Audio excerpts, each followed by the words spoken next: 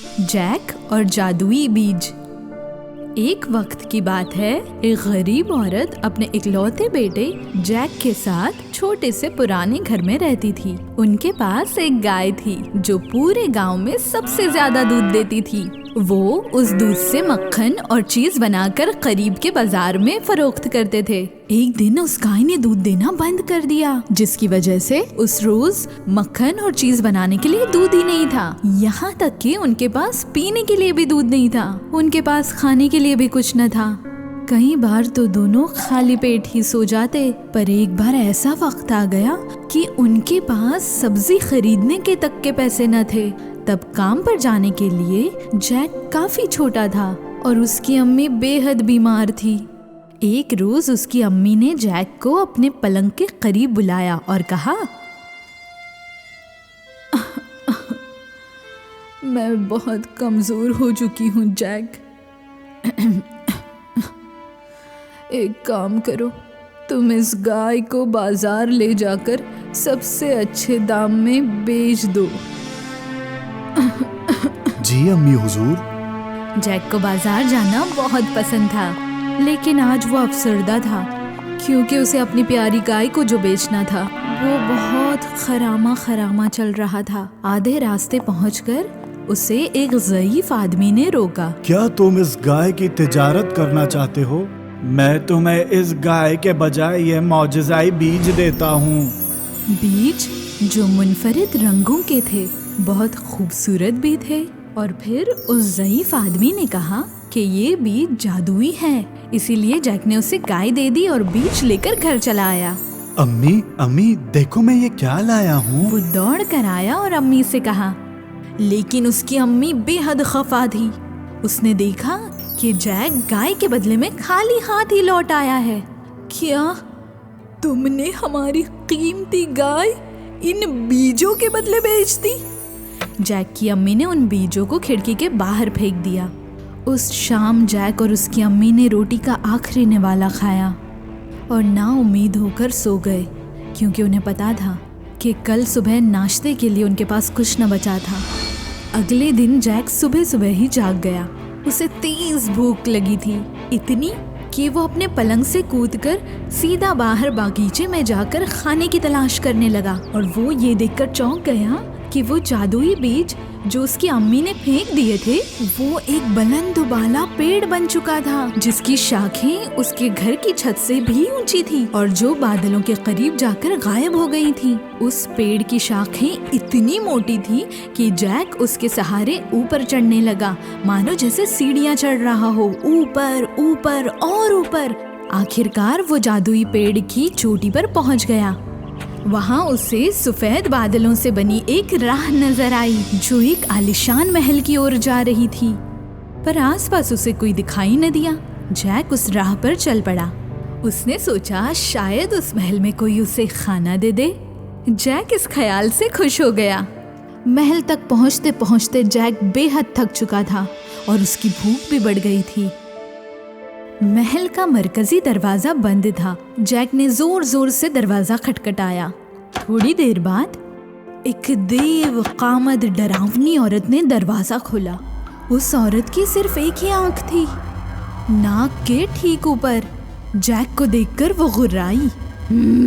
मुझे बिल्कुल तुम जैसा ही लड़का चाहिए था जो इस महल की सफाई कर सके। अब जल्दी से अंदर जाओ, इससे पहले कि मेरे मियाँ आए और तुम्हें खा जाएं। जैक महल के अंदर दाखिल हो गया और उसने औरत से कहा वो जरूर उसका काम करेगा अगर बदले में वो उसे खाना देगी तो। उस औरत ने जैक को थोड़ा सा नाश्ता दिया और पीने के लिए थोड़ी सी छाछ भी दी। जैसे ही जैक ने छाछ पी, महल की दीवारें अचानक उसे हिलती हुई दिखाई देने लगी। जैक को लगा जैसे एक बड़ा सा जिन उसकी तरफ कदम बढ़ा रहा था। जल्दी से छुप जाओ, मेरे मियाँ आ रहे हैं। जैसे ही उस औरत ने कहा, जैक दौड़कर अलमारी के पीछे छुप गया। भारी कदमों से राक्षस अंदर दाखिल हो गया। भूख लगी है, भूख पकाओ खूब। लगी है भूख पकाओ खूब, इंसान की आ रही है खुशबू, मैं कर लूंगा उसको काबू, खाऊंगा कच्चा बूढ़ा या बच्चा, लगी है भूख पकाओ खूब, लगी है भूख पकाओ खूब, बी बाबा। खामोश रहो, आज मैंने तुम्हारे लिए खाने के लिए हाथी का बच्चा पकाया है। बैठो और चुपचाप नोश फरमाओ। वो राक्षस नाश्ते की मेज पर बैठा और अपना नाश्ता बड़े मजे से करने लगा। वो बच्चे की भूख के बारे में बिल्कुल भूल गया था। जैक अलमारी के पीछे छुपा ये सब मंजर देख रहा था। राक्षस नाश्ता करने के बाद जोर से चिल्लाया, सुनती हो, मुझे मेरी मौजज़ाई मुर्गी चाहिए। मुझे देखना है कि आज उसने कितने सोने के अंडे दिए। हा हा हा। जैक को अपनी आंखों पर यकीन न आया जब उसने देखा, ये क्या? वो औरत अंदर से एक सुनहरी मुर्गी लेकर आई और अपने शौहर के पास ले जाकर मेज पर रख दिया। मौजज़ाई मुर्गी, अंडा दे। मुर्गी ने फौरन ही 1, 2, 3 सोने के अंडे दिए। राक्षस ने तीनों सोने के अंडे अपनी जेब में रख लिए। फिर वो राक्षस अपनी कुर्सी पर बैठकर सो गया और खर्राटे लेने लगा। उसके खर्राटों की आवाज इतनी तेज थी कि महल की दीवारें कांपने लगी। जैक धीरे से अलमारी के पीछे से बाहर आया और मेज पर रखी जादुई मुर्गी को लेकर तेजी से महल के बाहर निकल गया। जादुई मुर्गी को अपने हाथ में पकड़कर तेजी से पेड़ के सहारे नीचे उतर गया और दौड़कर अपने मकान में चला गया।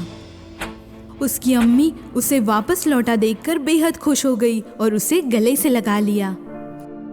उसकी अम्मी की आंखों से आंसू निकल आए, लेकिन ये आंसू आखिरी थे, क्योंकि आज के बाद उन्हें जितने चाहिए उतने सोने के अंडे मिल सकते थे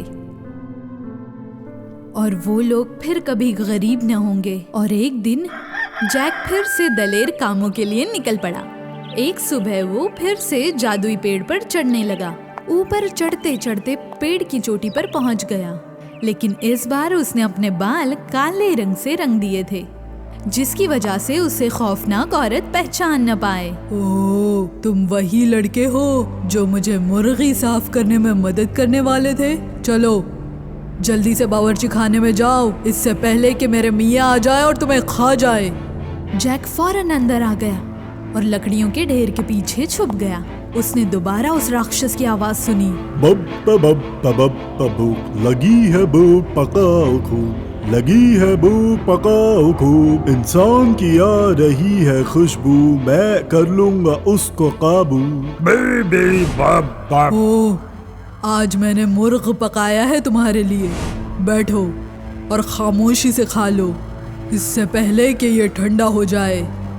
मुर्ग को देखकर राक्षस बेहद खुश हो गया। आखिरकार ये उसका पसंदीदा खाना था। उसने बड़े मजे से अपना खाना खत्म किया। पेट भरने पर राक्षस ने बड़ी जोर की डकार दी और अपनी बीवी को आवाज लगाई, सुनती हो, मुझे मेरी मौजज़ाई वीणा ला के दो। औरत एक खूबसूरत जादुई वीणा लेकर आई, जिसमें खूबसूरत छोटे छोटे मोती और हीरे लगे हुए थे। उस वीणा को राक्षस ने कई सालों पहले परियों से चुराया था। वीणा, मौसीकी शुरू करो।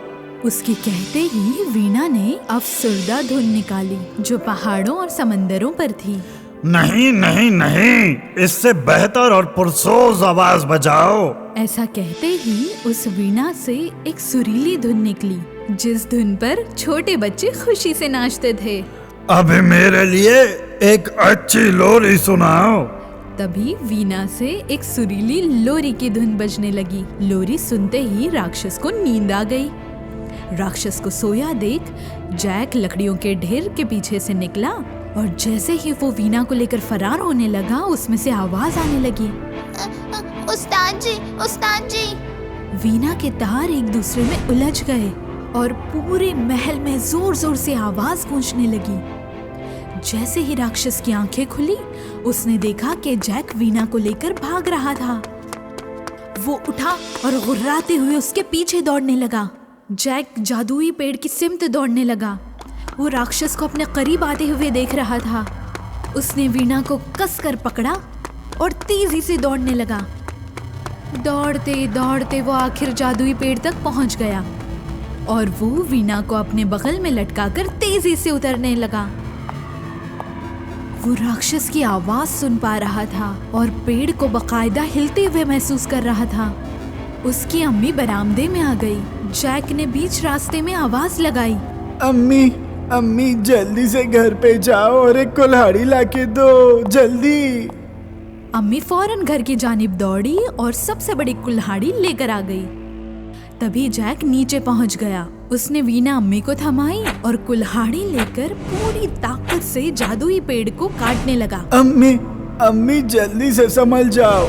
जादुई पेड़ में दरार आने लगी और पेड़ एक जानिब से दूसरी जानिब झूलने लगा।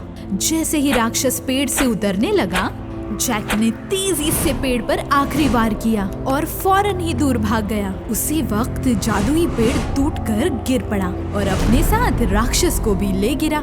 जैक का ये कारनामा उसे ताउम्र याद रहे ऐसा था। अब जैक और उसकी अम्मी खुशी खुशी अपनी जिंदगी बसर करने लगे।